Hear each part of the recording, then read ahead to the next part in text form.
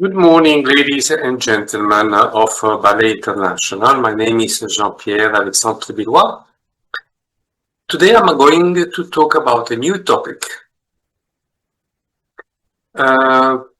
Recently, I have uploaded on Ballet International Facebook a video about a great ballet teacher. Her name is Lisa Ebaer. I hope I pronounce well her name. And in this video, she's giving class and she explains to the dancer to avoid all the flowery type of arm work or port de bras at the bar or also in the center. But she was explaining that while she was showing some steps at the bar. And I totally agree at 100% with what she says.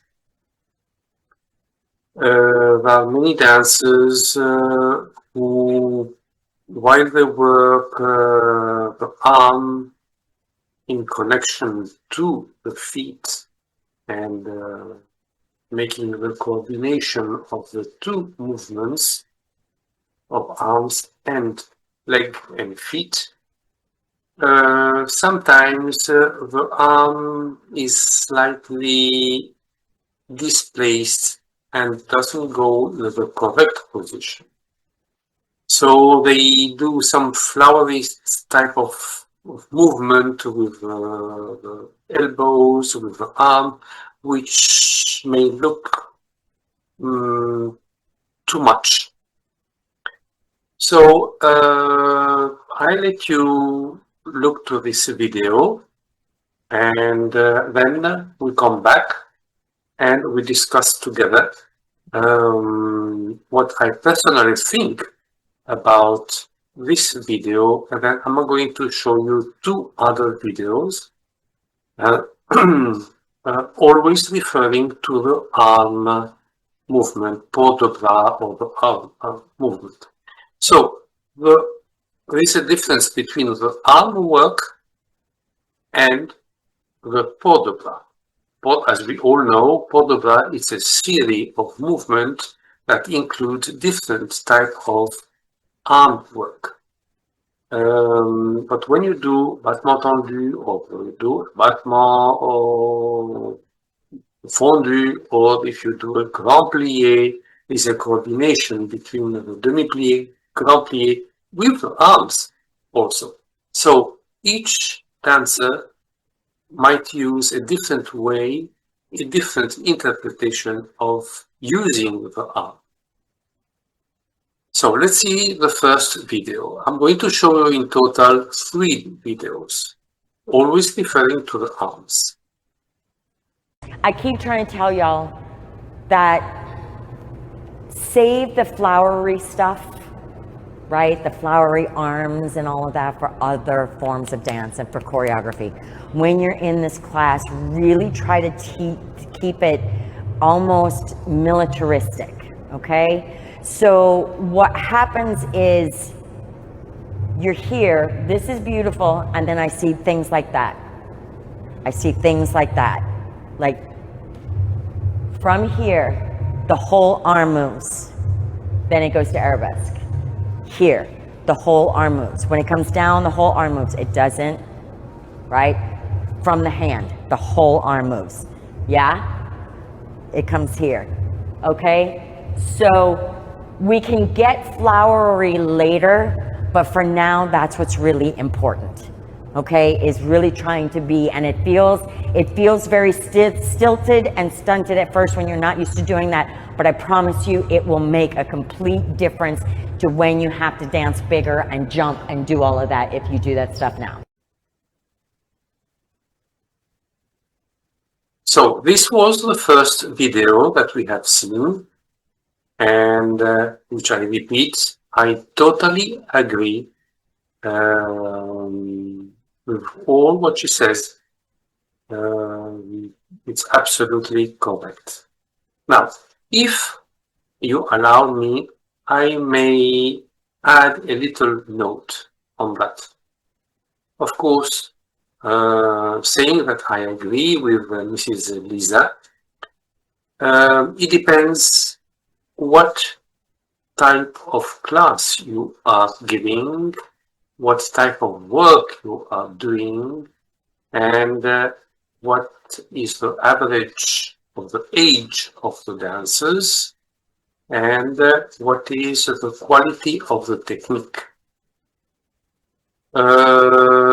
If you do or you give a ballet class with young students, I personally prefer to do like Mrs. Lisa without flowery movements, pure academic arm work.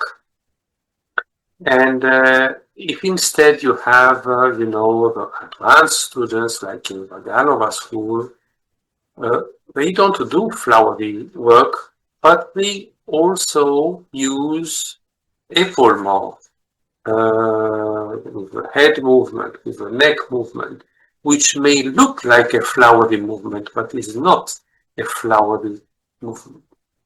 So you have to add in a certain way when you are using or you're working with advanced or professional dancer, you have to give some freedom to the dancers, to the professional dancers, to work at their ease. Of course, when you talk about ballet academy and you have advanced class, they have to follow what the teacher says. Also in ballet company, but you have to show what you want to the professional dancer and explain why you want that the work should be done in a certain way. So let's see now a second video about the students of Aganala, which of course is the first year or the second year, I think, of work of young students. It's an old video, but it's a beautiful video, and this is the pure academic work without any flowery add-ons, just the port de bras.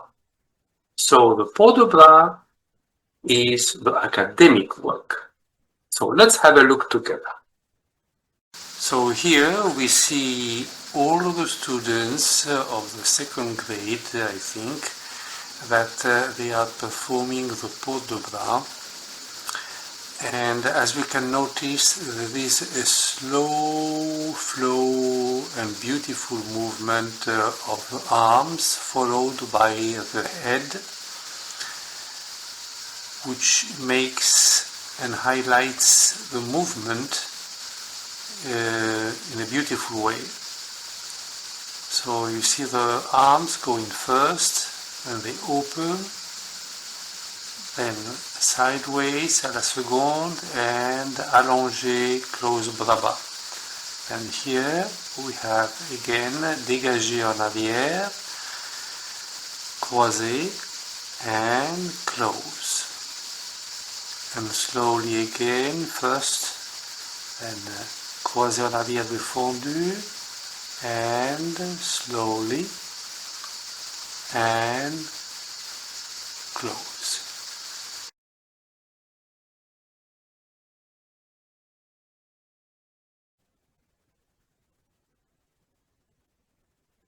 Now, we have seen two important videos. I have kept for the last part a beautiful video about Uliana Lopatkina. Uliana Lopatkina, she's one of the principal dancers, Russian great star of dance. And of course, she has a wonderful and extraordinary work of arms when she is dancing, when she's practicing, and when she dances Swan Lake Her arms work, her shoulders, her neck looks exactly if she was a swan. Now, to get or to reach this high extension of shoulders, coordination of arms, it takes years of work. So for Uliana Lopatkina, which is already a great start of dance, what Mrs. Elisa said in the first video, would maybe have absolutely no sense. But if we compare the two, the high professional start of dance and the high professional teacher, as Mrs. Lisa, both have a great value.